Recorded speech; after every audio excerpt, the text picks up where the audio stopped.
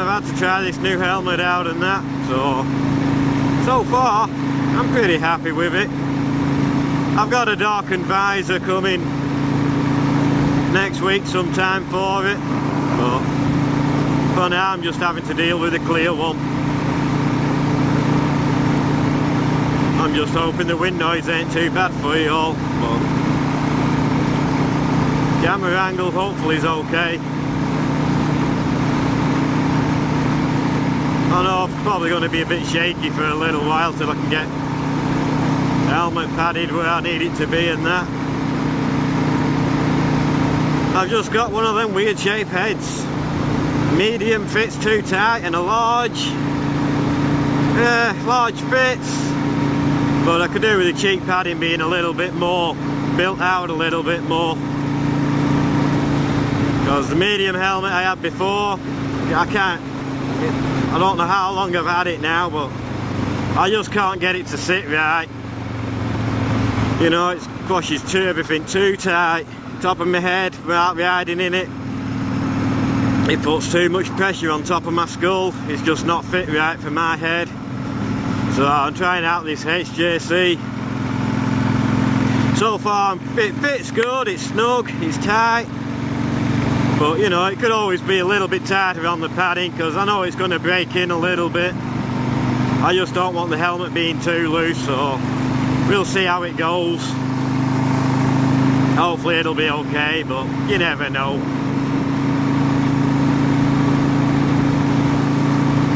It fits pretty decent. It's putting a little bit of pressure on my cheeks and that, but feels a decent fit. You know, I can't spin my head round, which everything you look for in a helmet, everything's right on it. It's just a personal preference that I prefer a bit more padding in the cheeks and that. So yeah, there's been quite a few less videos on YouTube lately for everybody that I usually watch, down to the fact that they've been busy with their meetup and they've just not been putting as much out, I don't think. So just the way it goes sometimes, I guess.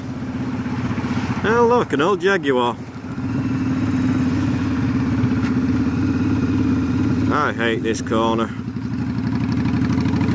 Usually there's too much gravel there, comes spitting out from that area there. But it weren't too bad. I should have been paying attention to the road a little bit more. Yeah, we're basically just cruising around doing speed limit today, 55 miles an hour. Basically just taking a leisurely ride.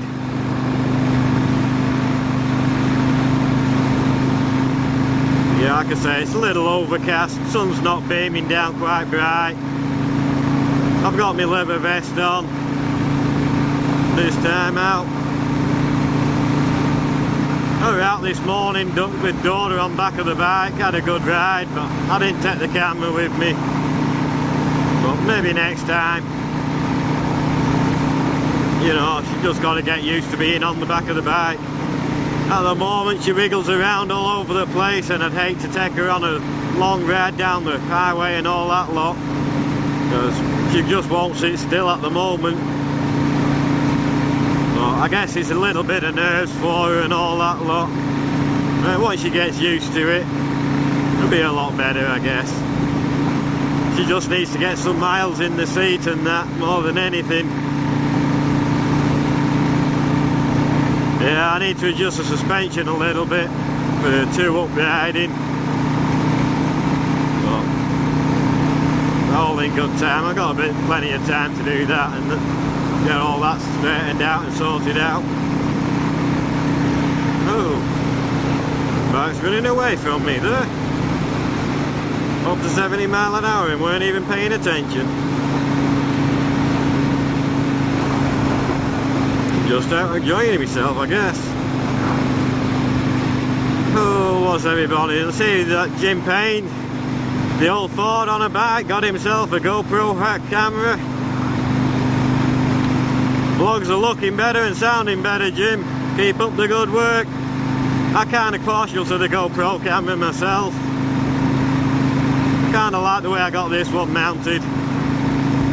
Right on the chin bar. I don't know how the picture's gonna come out till I get home and get it on the computer and that, so I might need to point the camera aiming up a little bit higher, but I ain't gonna know till I get home and try it out.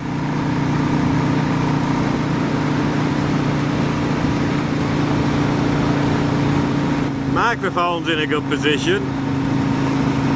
You know, I've just got to try these things out till I can get a good spot in the helmet where I like it and where the sound's not picking up too much wind noise and all that lot. This is the first helmet I've got that's got a chin skirt, so it didn't come with one. I had to buy that separately, which I did. I kind of like the chin skirt, blocks out a little bit more than the wind noise and that out of the helmet. Yeah, there's a little bit of whistling and that going on, but other than that it seems to be pretty decent. Like I say, I don't know how the angle of the camera's coming out, just got to try these things out.